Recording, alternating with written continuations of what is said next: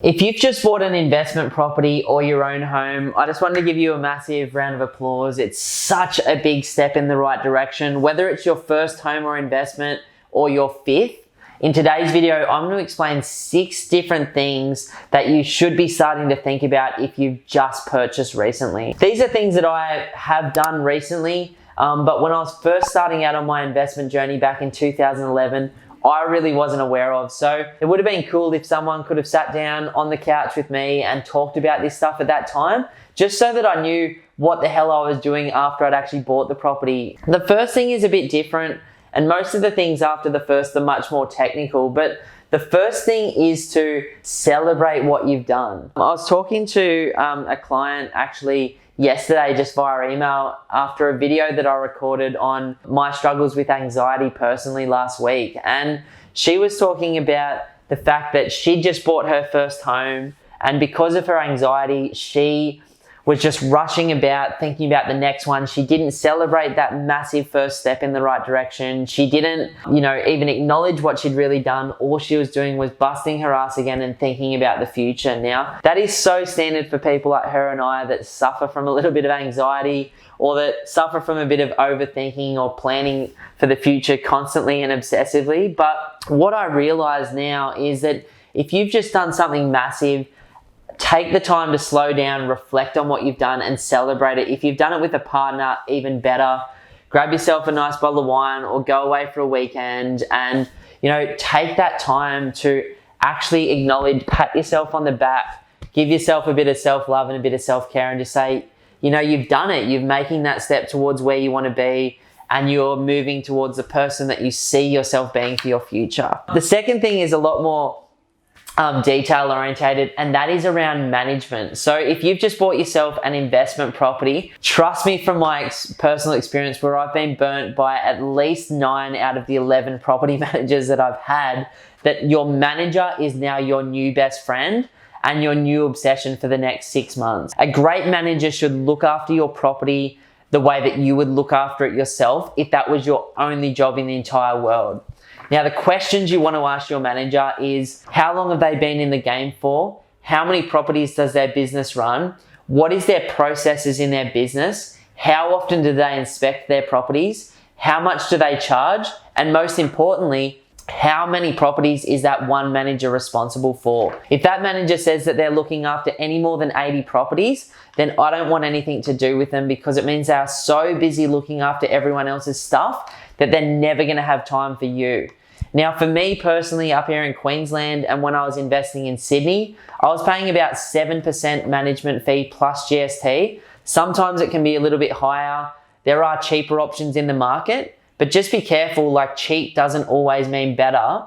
And sometimes I'd prefer to spend that extra $5 a week and an extra % per year getting that much higher quality manager. For me, when I book that manager after I've just bought a property, I set their expectations. I tell them what my goal is for the property, short and long term, what I'd like to achieve in rent per week, and often they come back and push back, which a good manager should push back.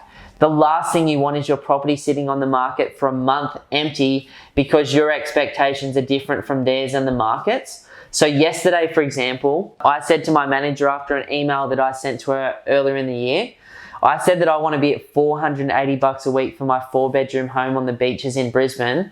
She said to me yesterday, Ben, I know your goal is this. We're currently sitting at $420 a week because of the coronavirus. I think the market's still a bit softer than it was at the start of the year. Maybe we should just increase the rent to $430 for the next 6 months, see where things are at with the virus, and then decide what we want to do forward. Now, that is great management. The other thing that I do when setting expectations for my manager is I let them know how often I'd like them to be seeing the property, which is at least 3 to 4 times per year, and where I want those reports and inspections to be sent to. For me personally, get my mum to go through each of my properties each year. I pay for her to go down and check them out, so that she can look at it from my perspective and make sure that they're being maintained in the best possible condition. I also, once a year outside of my management, just get the entire property hosed off. I get a professional gardener to come in, mow everything, weed everything, and I get the house clean for the tenant, just so that I know that at least once a year my property is being cared for like I would care for my own home if I was living in it. Now that's OCD, but if you want to keep the properties in the best condition possible and keep your tenant in the best possible mind space that you're a good owner, sometimes doing those things will keep your properties in condition for so much longer and save you literally tens of thousands of dollars in maintenance over time. With management, it's all about the personal relationship, but I'm always looking for that very, very, very detail-orientated personality, that person that has the guts to tell me what I don't want to hear when I don't want to hear it, which means they'll also tell my tenant, what they need to hear when they don't want to hear it either. The third thing that I do when I've just bought a new investment property, or even before I settle on it, is insurances. Insurances can be done in one of two ways. You can either go through an insurance broker, which is one way that I do it. So they can look at 30 or 40 different insurers in the market for you and find the best price as well as coverage for your position. Or you can obviously go through trying to figure it out yourself online, which I've also done too. So what I've found, some tips for insurance to get the best price, for me personally and what I do, is I look at a number of insurers. At the moment, I'm with Allianz for my investment properties. I've had one time when my tenant actually burned down one of my properties, and they were incredible to deal with through that period of time. Because an insurance company is only really as good as the time that they come to the party when you've got a really, really bad thing happening, like someone burning down your place. So what I do is I jump online, I put in like a dummy quote, then I call the insurance company, and with that code from online with Allianz, I get myself an immediate 10% reduction in the quote, just because they give a cheaper price for people doing it online themselves. They walk me through all of their questions. I'm always looking to get building, contents, and landlord insurance on all of my properties. With my Airbnb properties, I actually go even significantly further than that, and that's where an insurance broker really comes in place. I then personally set my excess to the highest possible level. Now, this is really dangerous for those of you who don't want to play with that game, but what I've realized is that if I set my insurance at the highest property possible level in terms of the excess, then what I do is if I don't have a claim for 4 years, I actually make my money back. Now, after buying 13 investment properties and only having 2 claims across those 13 properties in the last 10 years, I am prepared to roll the dice that I'd prefer to keep my premium as low as possible annually through spiking my excess rather than, doing it the other way. But that's just a business decision for me. The other thing that I do which saves me money is I pay upfront every year, and I also set my contents and my building coverage as accurately as possible so that I can save myself as much as possible on my quote. Now, that might not sound like much, getting an online quote, pushing your excess up, paying up front, making sure the building and contents are realistic. But the combination of doing those things means that I save over 40%. My insurance is on average 40% cheaper than the average person who's not doing those things. So they are absolutely massive ways you can save. You want to make sure your coverage covers absolutely everything in the worst case scenario, because I can guarantee if you're looking at holding property for the next 30 to 50 years, something at some point is going to happen. At that point, you want to make sure your coverage is clean. But obviously all the way through that journey, you want to save yourself as much as possible as well. Now, the fourth thing that I do when I buy any new property is I talk to my accountant. Now, before I go and buy it, I talk to them about the right structure to buy in and the right entities as well.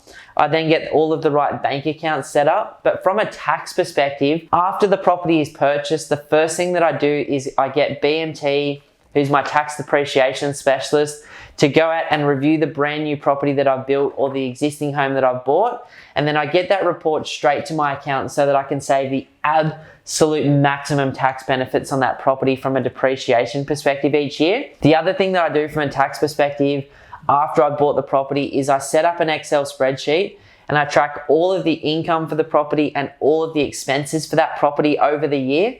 And then I go in and have a tax planning session with my accountant about 2 months before the end of the year for that property, and I make sure that everything's set up right. And then after the tax year's over, I then get the tax return done by the accountant. Now, again, these aren't things that I was doing when I bought my first property, but if I had have had these systems in place around management, insurances, and tax, I would probably be tens of thousands of dollars better off than I am now, just because of the quality of having those people working the right way around me. The thing that I do, because obviously, as you guys know, I don't just have a vanilla strategy, which is buy in anywhere in Australia and hope that it works out long term, or buy at the top of a cycle when everyone else is going crazy and hope that it's going to work out and the short-term past is going to repeat. For me to buy any type of investment, it has to be well-timed. It has to be in a metro market or a major regional market. It has to get long-term capital growth. It has to get great cash flow, great tax benefits, and I have to make something on the way into that property. So for me, one of those 6 things that I just mentioned is great cash flow. The way that I'm doing that at the moment in New South Wales and in Queensland is through dual income or dual key, granny flats, tiny homes, secondary dwellings, whatever you want to call it, auxiliary units. That is my strategy. So I'm strategically picking areas in the market where the council's receptive to me being able to do that. And obviously town plans and council positions constantly change, but I go out there, and for me, what I do is if I've bought an existing home, I put a fence around that home, I get that existing home rented, and then I build my granny flat. Now I'm planning on building one of those in the next couple of months here in Brisbane. I also plan on doing that project at least another 1, if not 2 times next year as well. Or if I've bought a piece of land, I obviously build the dual income property, which is normally a house and a granny flat or a tiny home under one roof line. And then I get that secondary income in place. For me, that's a very, very important step. If I've got a property that's just single income, I'm either doing that because I'm looking at it as a capital growth plan, I'm looking to sell it in the medium term, or I just haven't got around to building the granny flat on it yet. So when I buy, I see 50% of the buyers buying the home, and then the other 50% is adding that secondary income stream while I can do that. The last things that I do when buying a property is I absolutely review what I've bought. I get all of those things set up around management, insurances, taxes, secondary incomes, and then I review what I've done so that I've set and forget it. And from that time, I literally might spend 1 hour per year thinking about that property for the next 10 years on. I really don't put my time and energy in it. I treat it like a passive income stream in a business, and I have all of my team members around me, managers, accountants looking after it for me, with me managing them and them managing the asset for me. So I review what I've done, then I create a plan for that property in terms of, well, do I need to do anything with it in the next 5 years or not? Maybe it needs a renovation, maybe it needs a granny flat or something like that. So I have my plan in place, and I know with 100% certainty for that property, and that property is really just a stepping stone to get to my longer term goal of financial freedom. And then I identify my next step. I don't think about anything at all for that property except that next action step. And I just take one tiny little step towards my goals in the future at a time. So, there's some of the things that I think about after I've just bought my own home or just bought my investment property. Really, you want to celebrate, you want to get your management in place properly, you want your insurances in place properly and saving you money, but also protecting you. You want the best accountant around you with a great tax report.